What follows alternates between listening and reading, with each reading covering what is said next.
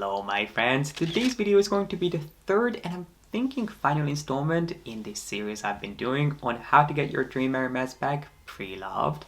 So in the first video we talked about which retailers I would personally trust and turn to when it comes to buying designer bags pre-loved. In the second one I talked about my thoughts on which Hermes bags are worth buying pre-loved and which ones are not. And then today I wanted to share with you some tips on what to look out for when it comes to making sure that the bag that you're buying is actually the real deal. Long story short, we're going to be chatting about how to spot a fake Birkin, fake Kelly, fake Constance, whichever Hermes bag you choose to pick up pre-loved. And since I am not an authenticator, I'll also share with you the one and only authentication service that I would fully trust. So without further ado, if you'd like to hear my thoughts on popular misconceptions when it comes to authenticating an Hermes bag, which are the telltale signs that I would look out for, and so on, then make sure to give this video a thumbs up, subscribe down below if you haven't done so yet, and keep on watching. So why don't we start with some of the more obvious telltale signs that would indicate whether an Hermes bag is authentic or not, and then we can slowly work our way towards the nitty-gritty details. But the first thing that you will never ever find with or on an authentic Hermes bag is going to be a card of authenticity. So the cards that you would get with bags from Prada, even older Chanel bags, little plastic cards that would prove that an Hermes bag is authentic, is something that Hermes has never ever issued. It's not something that will ever come with an Hermes bag. So if you see an Hermes bag on the pre-loved market that comes with an authenticity card, you know immediately that that bag is not the real deal. It will never come with a plastic card. They will never be microchipped.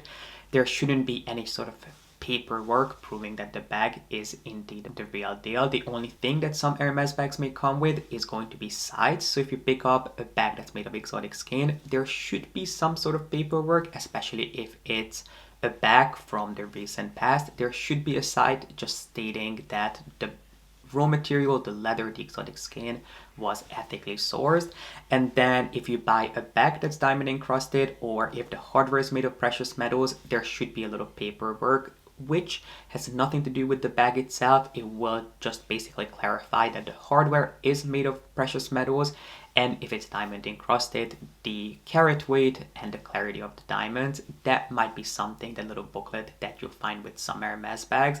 But if you're buying just a regular Hermes bag that's not made of exotic skin and that is not encrusted with any sort of precious metals or precious stones, there should not be any additional paperwork other than the bag, the box, and the dust bag. And speaking of the dust bag, why don't we talk about some of the popular misconceptions when it comes to the dust bag that should accompany your Hermes bag. So obviously you guys are going to be familiar with the current dust bags that Hermes uses. I mean, these come in all different sizes, all different width, but they don't come in any other colors and they don't come in any other finishes. So if you buy an authentic bag that was recently produced, it should come with these sort of herringbone, really heavy, thick canvas dust bags, unless you buy an art bag, as some Hermes stores call it, or an exceptional Hermes piece, which will come in a blue silk bag.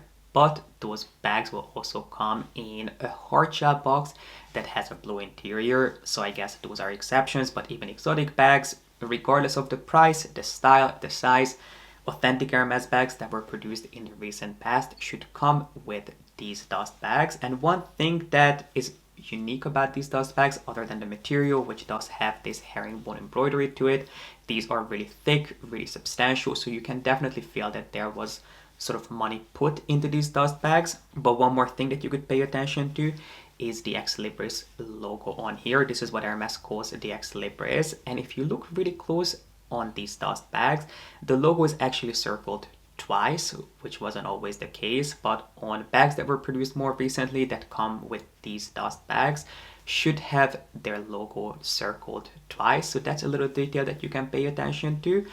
But if you find an Hermes bag on the pre-loved market that doesn't come with dust bags like this, let's say it comes with an orange dust bag, does that mean that that bag is inauthentic, or does it mean that it's not the real thing?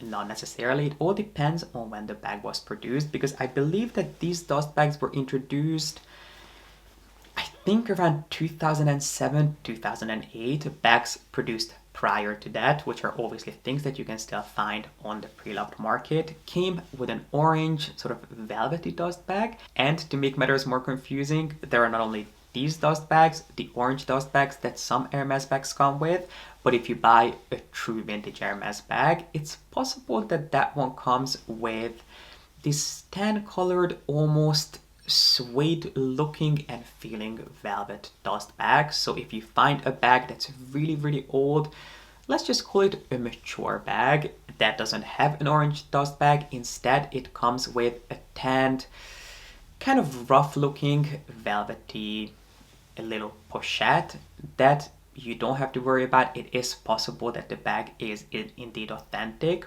but it is one that has been around the block for a little while. And now that we have discussed what should and what shouldn't come with an authentic Hermes bag, let's move on to the bag itself, which some people, when they buy an Hermes bag pre-loved, they go as far as measuring how many stitches the bag has, measuring the width and the size of the Hermes bag, which is definitely something that you can do. It's not something that I could advise you on, because I would like to make sure that when and if I buy an Hermes bag pre-loved, I go to a reliable source, a place that I can trust, and I don't have to go quite that far to make sure that the bag that I bought is indeed authentic. But it's definitely something that you can do.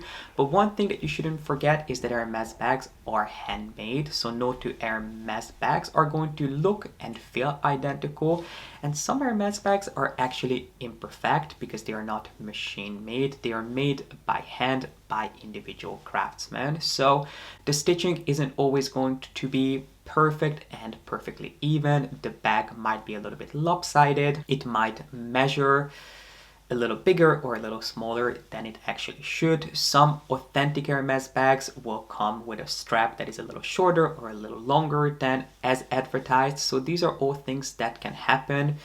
You know, things do fall through the cracks, especially when it comes to pieces that are truly handcrafted. However, that doesn't take away from the perfection of the bag. The bag should still feel really substantial, heavy, and luxurious, but there might be a little imperfections when it comes to the stitching. They might skip a stitch or two. They might add a few smaller or larger stitches here and there. So these are not things that I would worry about too much. I would be much more worried if the bag that you bought looks perfect, because that's not the whole point of an Hermes bag. Obviously, it should feature saddle stitching. The stitching should look handmade. It should be slightly angled, but I really wouldn't worry about measuring how many stitches an Hermes flap has, for example. But an Hermes bag is never going to be perfect. It is handmade, so if it looks handmade, still beautifully crafted, but handmade. If you see these things that could be considered a flaw, I look at them more as the personality of the bag and the craftsman. So these are all indications that the bag came directly from an Hermes atelier. And when it comes to the way you handle the bag, obviously all Hermes bags will feel really substantial, well put together. They shouldn't feel clumsy and just all over the place. The hardware should feel smooth. I mean, depending on how old the bag is, it's possible that some hardwares, let's say twist closures, are a little bit tighter or a little bit looser, but it should always feel smooth. It shouldn't feel like something that could fall off any second. The feet, if you buy a Birkin or a Kelly, those bags will feature little feet on the bottom of the bag. Those should always feel perfectly attached to the bag. There should not be any movement to those. If the bags feature a zip pocket on the inside, you can check if the zip feels smooth. So these are all little telltale signs and little indicators of whether the bag is real or not. But overall, no Hermes bag is going to be perfect. You have to keep that in mind. If you buy a bag that looks machine made, you know you are looking at the wrong thing. And then one more detail that you can pay attention to when it comes to authenticating an Hermes bag is going to be the blind stamp. So as we discussed, Hermes bags won't come with a microchip.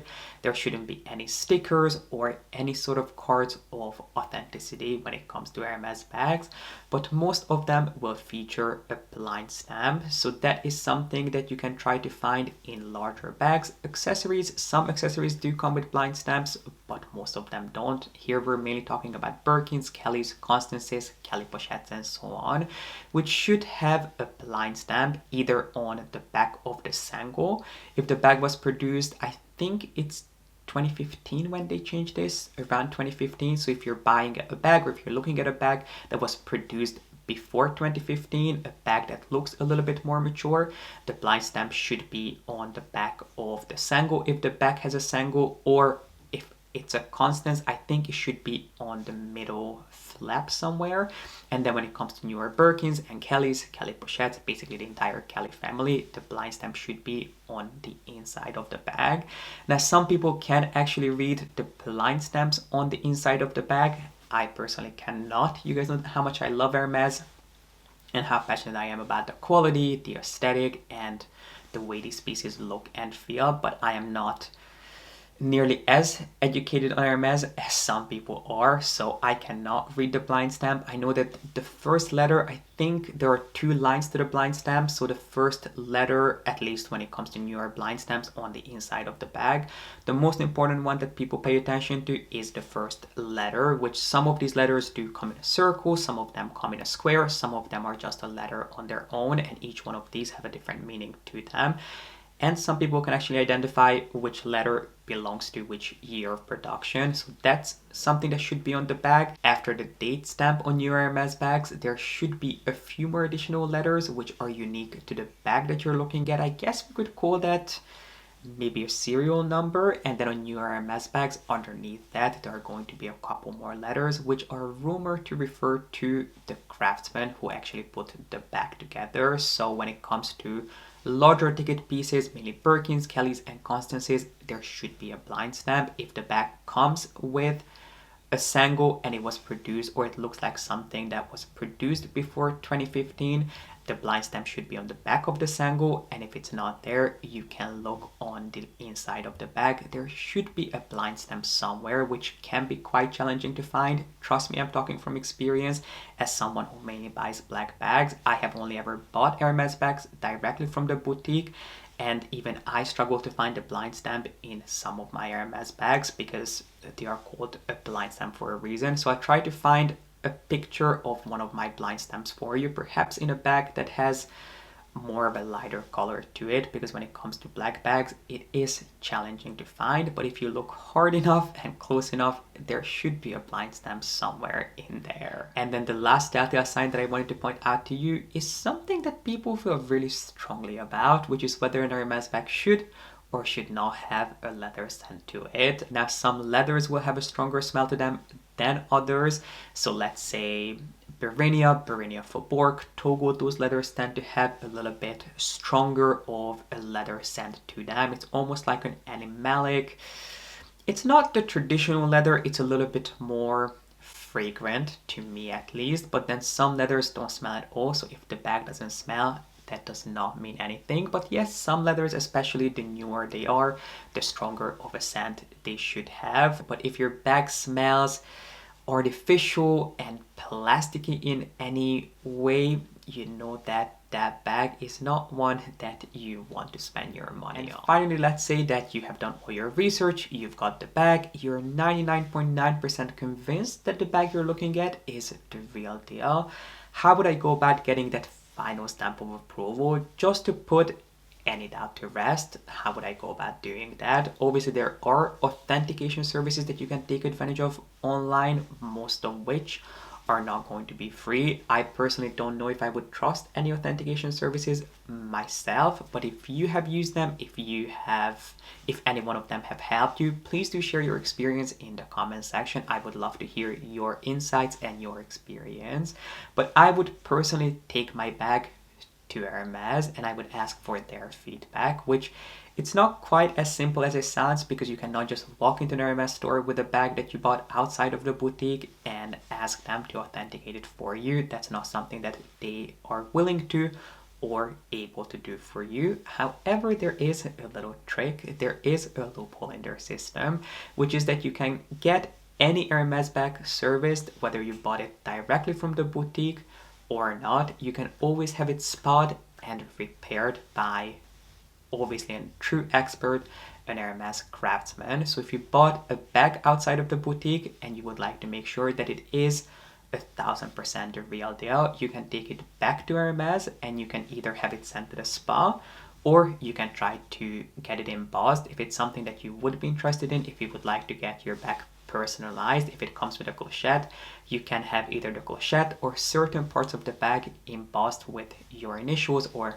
any letters that you choose, unless the bag is made of exotic skin, because exotic bags can no longer be embossed. But if that's something that you would be interested in, that is one way of doing it.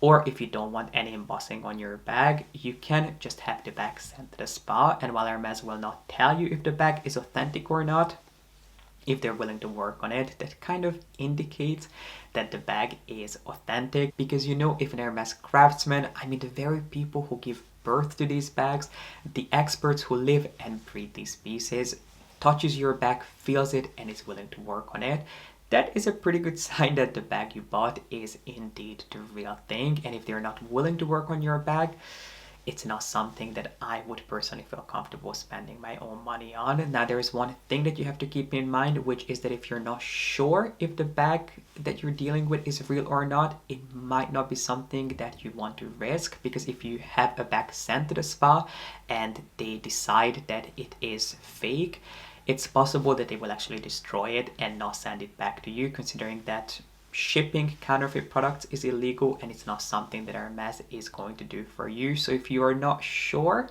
about the bag, where you got it from, who it came from, maybe it is just a step too far. Maybe you're better off having it authenticated first by someone online, someone who doesn't actually need to physically have your bag, maybe someone that you can send pictures to, and if they come back saying that they deem your bag authentic, then you can go ahead and take it to Hermes. But if you're 99.9% convinced that your bag is the real deal, why not just take it to Hermes and have an expert look at it and work on it for you, have it cleaned, have it repaired if anything needs to be serviced on the bag, just so you get that indirect but official seal of approval from a true expert. And my friends, this actually completes my guide on how to spot a fake Hermes Birkin, Kelly, or whatever Hermes bag you're looking at. I hope you guys found this video helpful, and I'll make sure to have the previous installments linked down below for you.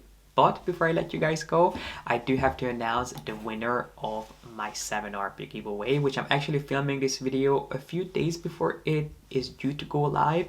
So I haven't selected the winner yet. The person is going to be randomly selected, and I'm probably going to do that while I'm editing this video. So I'll make sure to put the name of the winner up here.